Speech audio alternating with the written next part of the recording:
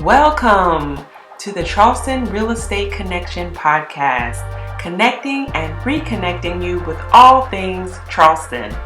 I am your host, Nia Joy, your Golden Realtor, licensed in the state of South Carolina with Homegate Real Estate.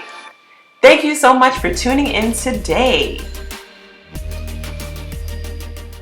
Hello and welcome to episode 2 of the Charleston Real Estate Connection. I am your host, Nia Joy Swinton Jenkins, licensed in the state of South Carolina, and I am connecting and reconnecting you with all things Charleston here on my podcast. Thank you so much for tuning in, and I hope that you enjoyed this episode because we will be focusing on buyers that maybe first-time buyers, maybe you're looking to invest, maybe upsize or downsize on a property.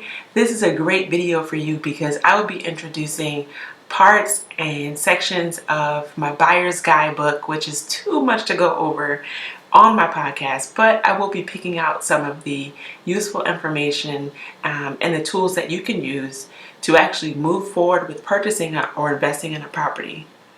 So let's get started, and definitely let me know what you think. If you are looking to subscribe to this podcast, you can find us on our website, and actually you can subscribe to the RSS feed, or soon it will be on iTunes, Google Play, and all the major podcast production sites. You can also find us currently on Spotify. Yeah, so we're coming along. It's one of those things where when you start a podcast, you really, whether you know what you're doing or not, I've watched a ton of YouTube videos on this, and I decided, I'm going to do this because it's something that I've been wanting to do for at least a year or so. So I decided to push through, and it's a unique experience. Like, YouTubing was one thing, but this is a little different as far as production is concerned. I do like the fact that I don't have to video these podcasts, but I really wanted to because I am listening to Gary Vee and some of the other mentors that I do have for not only real estate but in marketing and business. It seemed like a really good way to reach my listeners and subscribers just in different ways. As we know, the future is changing, so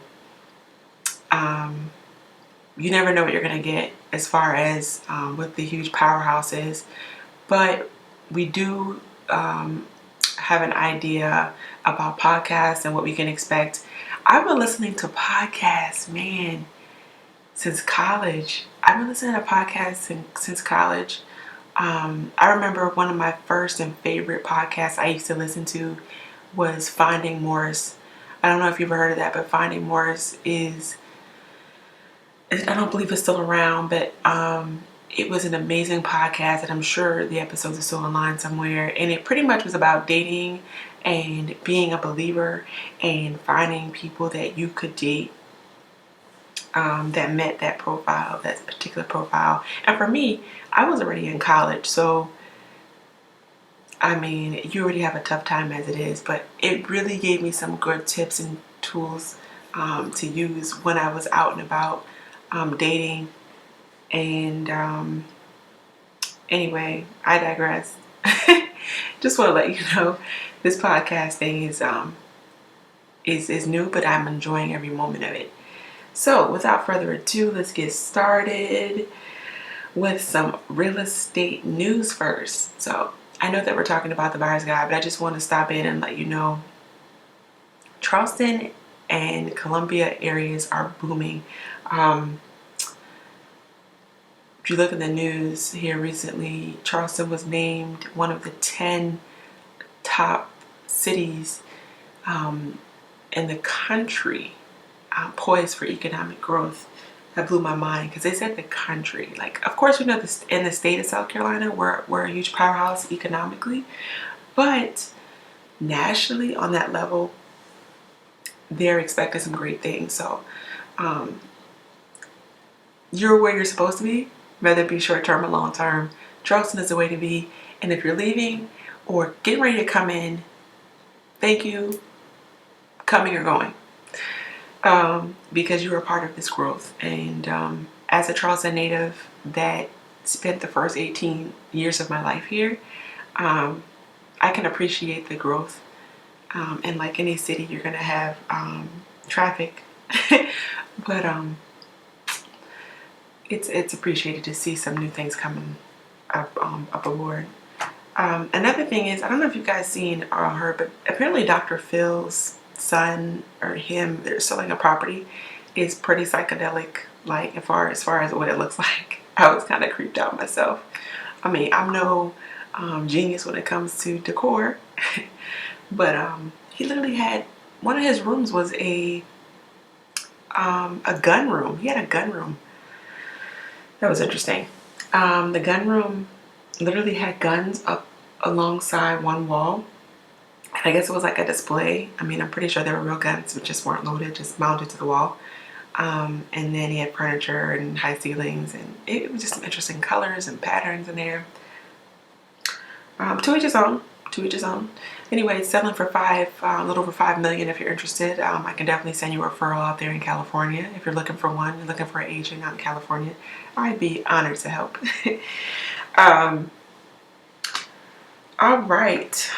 So now that's about some real estate news. I'm gonna go into one more piece of real estate news for the state of South Carolina. We have 3 new updates to some documents for buyers and sellers, but I'm going to talk about the buyers right quick. In another video, I'm going to be going over essential buyer documents so you don't feel so overwhelmed with these documents. But I have in front of me here, these are the pretty drafted versions that we have access to as agents. But pretty much they've edited, if you can see here, the buyer agreement. The buyer agreement is the agreement that you have with your realtor. Hold on, I'm having some issues here. So yeah, the buyers, there we go.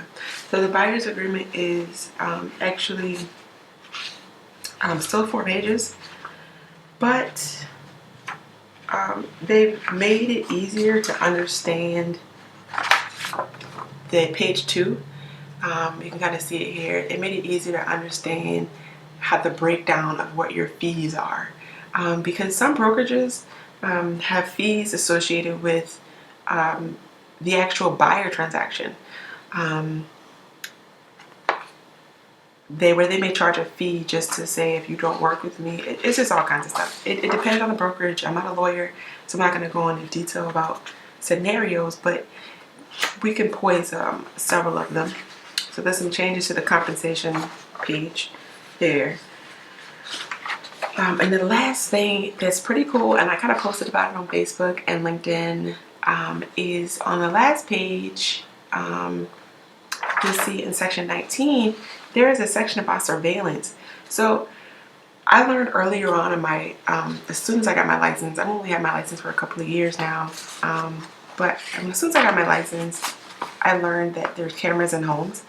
And a couple of times I probably said some stuff about, strategy in the home with my clients, but I learned pretty quickly, not necessarily with that deal, because my first few deals went really well with me getting more than I could even, than the buyers asked for.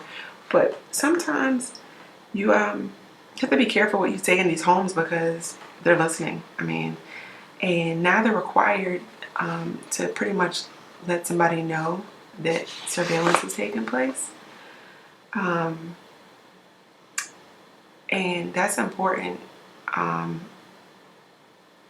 even though they're required, I'm sure there's some ways around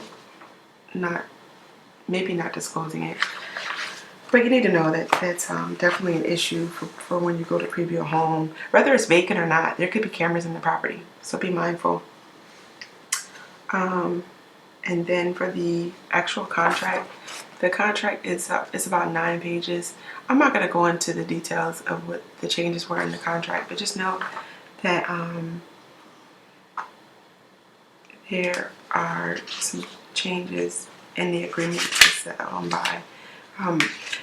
When you meet an agent, they're typically supposed to explain to you the difference between being a client and a customer. And this is a disclosure that the entire South Carolina requires all of their agents to produce. It's a 2-page disclosure, so it goes over the agency agreements, the types of arrangements you can have with a brokerage. So first and foremost, you are a customer until you sign paperwork saying that someone is your agent. Until you sign paperwork, they are not your agent. Although some agents will show you properties and still treat you as though they're your client, but there's actually paperwork for that. So the first one is just to let you know, disclosure-wise, that you can, until you sign everything, you are a customer. So know that. In that same disclosure, it breaks down the agency agreements or the type of relationships that you can have with a brokerage. There's several of them. The biggest one that a single agency is pretty much where you just one-sided. You have you're the seller, you're the buyer with the agent. The ones that get a little more tricky is when you have dual agency and designated agency.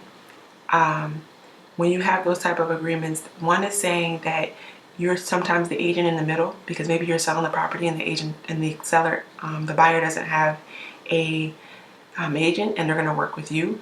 I'm saying you, proverbial you as in me. That may be a little confusing, but essentially you have an agent in the middle and you have the buyer and seller working with the same agent. That's dual agency. And the other one is transactional brokerage. Transactional brokerage, I'm talking about these two particularly because selling properties as an agent, we run into this a lot. Letting people know their options.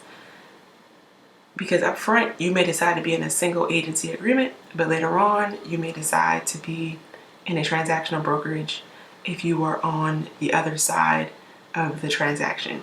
Meaning, the agent can just process your paperwork and not necessarily act as your agent in full because they won't owe you certain fiduciary responsibilities. Like they can't help you negotiate. So I'm going to go in more depth into that into another video, but I may have went into it too far with you, especially if you're a first time home buyer.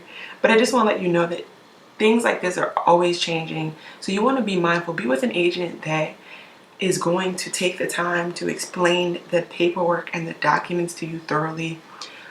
Some agents, I've seen some previews where we actually have paperwork with people, like characters that explain the difference between single agency, dual agency, designated agency, transactional brokerage. You know, it's helpful. And it's something I'm considering doing with my clients just to help them feel more educated. And then that way, if they have a family member or friend that may be looking to buy or sell, they can help them out as well. So, next few minutes, I'm just going to go over my new item of value add for you guys. The Homebuyer's Guidebook. That's it right there. See it? Homebuyer's Guidebook. So if you get a hard copy for me, it'll look like this. It's kind of already enclosed. It's kind of enclosed in a nice little sleeve. It's kind of bound, has a slight bound to it. So it's about 40 pages. And I also include some note pages in the back if you can write some notes in there. But it includes some worksheets as well as some tips and tools that you can use, and you'll see me refer to this a lot in some of my upcoming videos for my buyers and investors. This is perfect for somebody who hasn't bought in a long time as well, because I know sometimes some buyers are like, well, I bought before, but maybe it was 10 years ago. You know, a lot of things have happened in 10 years, even 5 years. So when you first get this product, in the first page, down into 4 areas, which include the basics of home buying. That means everything that you would do before you buy and right before you buy, including credit, including how to prepare your house. I'm sorry, not prepare your house. Preparing to go house hunting, preparing to finance, loan options. They also how to choose a lender, questions to ask your lender. And what I like about this is, when they go over that part, sometimes you ever been in class and when you were in class, the teacher asked if you had any questions about the project, and you knew you had questions, but she had just introduced the project and you really hadn't went over the rubric or anything. And so she's like pressed because she wants to know if you have questions. So finally, I know I was that person that would raise my hand and say, all right, look, Miss Sinclair. That's one of my favorite teachers in high school. I said, look, Miss Sinclair, I would ask questions, but I don't really know what to ask yet because I haven't really had a chance to look at the paperwork. But as soon as I have some questions, I'm going to let you know. And she'd be like, sit down, little girl. That was her thing. Sit down, little boy. In a very loving way. Love her, Miss Sinclair. So that's kind of how this is. This is a guide that actually helps you to be empowered so that you know which questions to ask. And even if at first, before you didn't see these questions, you didn't have questions, you may have questions because you get to understand what questions you should ask. So that's what I like about it.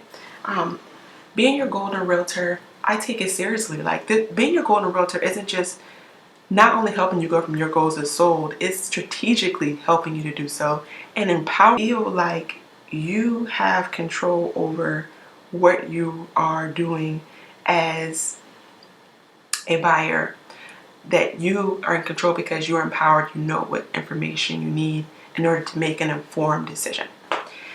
So the next section is talking about the properties, giving you heads up on property and things you need to look out for, like if you're considering a condo versus a single family home. HOA, what does that entail? What things to ask if you're looking at an HOA property, meaning it has a yearly or annual or quarterly fee associated with the upkeep of the property or the neighborhood. That means everybody in the neighborhood's paying a fee to keep up, to mow the grass, maybe to keep the lights on, those lamp posts that you see in neighborhoods. Oftentimes the HOA is paying to keep those on to the light company. It's not necessarily the light company's responsibility to just come and power all these neighborhoods. So the more lights and the more frilly it is, the more your HOA is probably going to be, because nobody wants to be in a dark neighborhood. It also goes over if you're thinking about getting a green home, if you're questioning about the appraisal process, taxes, helping you to define what your dream home or your ideal home is. That's what you're going to find out in that section on property. In the transaction section, it's going to talk more specifics about, checklists on, this is pretty much after your offer has been accepted, and just things you need to do in the meantime before you close. That's what this section is about. So it's going to talk about homeowners insurance, because that's something you'll do after you submit an offer and it's accepted or you're under contract. Transaction documents, tracking your closing costs, making sure those are proper, getting your service provider contacts in place, your mortgage application, if you decide to go with a short sale offer, some things to look for, and then also things to look for in your final walkthrough. And the last section are just some great tips on if you are moving with pets, or maybe if you're a new homeowner, just things that you need to look out when you go to move, and preparing to move, how to pack like a pro. So some really good tips like that. As your golden realtor, I really like to start this packet off with why. So you'll see at the very beginning, that's the first thing I do, is I start off with, after the contents, as you can see here. I just read these out to you, these contents. You can see it. There's the contents. The next page is actually, this is how the kind of pages look. They literally are in nice readable format. You can see. And let's go. When choosing a realtor. So one of the very first questions I ask in this book is your why. what is your why for wanting to buy an investment property or your first home? You want to ask that question to yourself and something to discuss with your spouse so you have an understanding of what that means to you. Know what that means. Because there are gonna be times in the transaction where you're gonna get wary, you're gonna get frustrated, and you really want to bring yourself back to the center and really focus on the why of everything. So I'm gonna be able to ask you about your why soon after we meet, and definitely dig into that, what's important to you, because there may be some tough days ahead. The whole transaction can go along smoothly, and then toward the middle or end, something can come out of the woodworks, a curveball, and then you're like, oh my gosh, I don't want to do this, I want to walk away. I'm going to bring you back to your why and kind of reassure you of what we're doing this for, and why you're doing this, and why I'm here to help. I'm not pushy because I don't like people being pushy. I am going to hold you up, give you a shoulder to cry on. More than anything, I am appreciative that you're taking me along this journey to help you purchase a home. If you are in an area outside of the Charleston and Columbia area, I can also help you find an agent. That is a part of my business concept, along with many other agents. What we do, we actually help people find agents that are qualified to help them with purchasing a property outside of our area, state, international. We can do that. And we actually get a referral fee when we do so. So our biggest thing is we want to make sure that if we have to thoroughly vet some of the agents, or maybe we know an agent, we want to make sure that they're going to be looking out for your best interests, and because we also are vested in this transaction. You are valuable to me, not only because you are a part of my business, but my business ends with you if I am not a professional with you. So that's what I care about most. I care about being a professional. I care about seeing you go from your goals to souls, and seeing you invest in the most expensive thing that you'll ever invest in. That's an honor to me, and I don't take it lightly. So just to recap, if you would like to download this guide, you can download this guide on my website, soldbynia.com. soldbynia.com/homebuyers guide. So that's soldbynia.com/homebuyers guide. And I also put the description for that in the notes, and and as well as on my YouTube channel and the podcast. So you can click on it and actually download it. And if you have any questions, definitely let me know. Feel free to share this document or this link with any of your friends and family that may be relocating to the area. And if you haven't downloaded my relocation app, my relocation guide rather, that is also available on my website, and I can put that information in the description. I've gotten some really good feedback, and there's also a YouTube video going over what that guide includes. Anyway, I will be, for my YouTube channel, I'm going to break this up into a smaller video just to collapse it. But for my podcasters, subscribe and showing me some feedback, and share it on social media and let me know that you're listening. And I do have a gift for you. I realized that I wanted to give out 365 items in the first month, but between getting the items to you and actually you telling me that you're subscribing, it may be a lag time. So I'm trying to keep an eye out. So tag me in your Instagram posts, your Facebook posts, LinkedIn, Twitter. You can find me all there, and I'd be happy and honored to serve you.